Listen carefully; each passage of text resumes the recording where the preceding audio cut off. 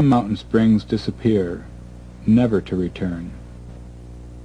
It is a fact that our supply of mountain water is shrinking as the protective forests are being thinned and cut down. When the mountain slopes are bare, rivers turn into thin trickles or dry up completely. Or when it rains, they become raging torrents, bringing floods and devastation. The waterways become blocked with silt and debris, destroying the vitality of the water and choking the lifeblood of the earth. Combined with the damming and regulation of rivers, this begins the vicious cycle of drought and flood.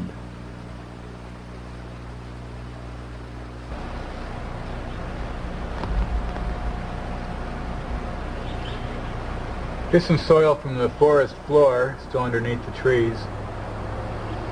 Very humus-rich, it's a very alive soil, type that can still sustain life.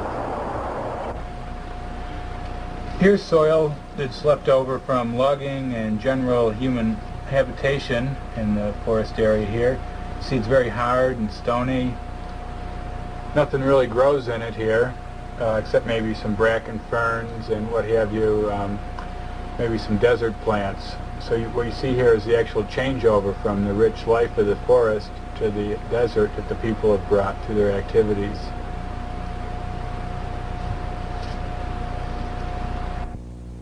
Viktor fought for years against unnatural methods of water regulation.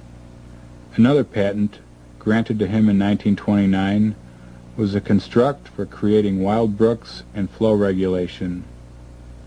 On the outside curve of the stream, concrete triangular structures are wedged into the soil to direct the water flow into the middle of the stream. Stones are placed on the opposite shore to protect it from erosion. Some of these ideas are now being used to try and save rivers and streams damaged by the effects of heavy logging. But back in the early 1920s, Viktor's warnings fell on deaf ears. The large timber companies that sprang up everywhere, with encouragement from the state, had only one goal, the same goal they have today, to transform trees into money as quickly as possible. Angry and disillusioned, Viktor resigned from his position and turned away to continue his explorations of the mysteries of water alone.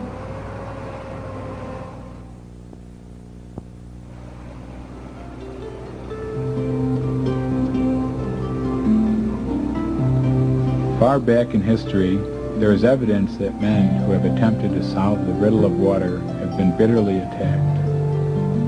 If the riddle surrounding the origins of water were solved, it would be possible to make as much pure water available as required in any location. In this way, vast areas of desert would become fertile. The concept of unrestricted production and cheap machine power is so revolutionary that the way of life all over the world would experience a change. As Viktor carefully watched the flowing of water, the infinite patterns formed by its streaming, he became more and more aware of the significance of the vortex as nature's motion towards growth and life. The vortex, or spiral, is the underlying pattern which permeates our universe, a pattern formed by two opposing forces which is made visible in the substance of water. All life moves between two polarities. Without opposite poles, there can be no attraction and no repulsion. Without attraction and repulsion, there can be no movement, and without movement, no life.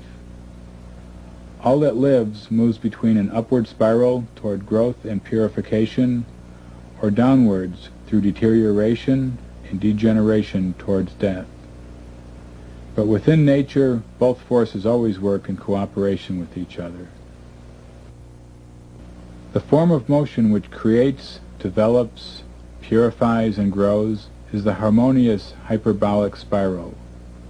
The geometric spiral, which is the pattern of the galaxies in space, the basis of all planetary movement, the pattern underlying all forms of life, the natural flow of water. of blood and sap. In nature, we always find an open system, never a return to the same condition, as the spiral clearly shows. The purifying power of the vortex revealed itself to Viktor while sitting beside an Austrian lake on a hot summer day. Suddenly, he noticed with surprise that the water of the lake was beginning to move in peculiar spiral whirls. Tree trunks, embedded in the sand, were pulled loose and carried by the flow in a sort of spiral dance. As the speed of the circling water increased, they were drawn closer and faster toward the middle of the lake. Once they reached the center, the trunks tilted up and were sucked under with great force. None of the trees resurfaced. Shortly afterward, the lake calmed down. But then the bottom of the lake started rumbling, and suddenly a spout as high as a house shot up out of its center with a thundering noise, spinning upon itself and overflowing from the top like a fountain. Then, just as suddenly, the spout collapsed, sending waves to splash against the shore. Viktor had witnessed how a lake without fresh water coming into it can spontaneously renew itself through the power of the archetypal spiral. On another occasion, Viktor was watching the spiraling flight of an eagle over a lake, suddenly dropping to be off with a fish in his talons. How he could catch fish without ever touching the water was a mystery. But as he watched, the eagle flew upwards, describing an ever-decreasing spiral. What happened next was so unbelievable that Viktor almost fell out of the tree. Fish in the lake were spiraling upward, just like the bird above. One after the other, like pearls on a string, they came closer to the surface. Because the spiral was becoming smaller, some of the fish were crowded together at the surface. A dark shadow fell over the spot, a little flash, and the eagle took off with its prey. As he studied the mysterious qualities of water, Viktor perceived it to be a substance which is alive, which is born from underground springs and develops to maturity. Its mysteries are similar to those of blood in the human body. Healthy blood is the carrier of life in the human organism, and living water plays the same role in the body of the earth. But when treated improperly or polluted, water loses its vitality and can die. It was clear to Viktor that the continuation of life on Earth depended totally on preserving the purity of our water.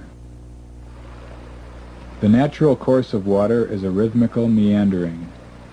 This principle becomes manifest in all dimensions of flowing water, from the small trickle with its little rhythmical loops, through rivers whose loops grow ever larger, to the loops of the ocean currents surrounding the earth. As long as man had not disturbed the organic balance and Mother Earth was able to donate her blood, the water, to provide a healthy vegetation, there was no need to construct artificial canals, since the earth had already provided waterways. Today, however, when water is diverted from its source, all of life is dependent upon stale, unhealthy water. It is desperately important to rediscover nature's ways if human beings, animals, and the land are to be saved from decline and the earth is not to die from thirst. The most convincing and obvious proof that life is gradually perishing can be found in the streams and rivers of our industrial areas, which are already so polluted that they are no longer rivers, but streaming sewers. Here, the Chicago River is not only a chemical cesspool, but its flow has been artificially reversed.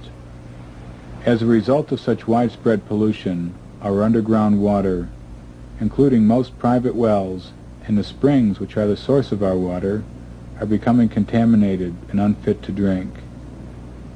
They are now poisoning people, just as they have killed the fish which only a few years ago used to splash in them.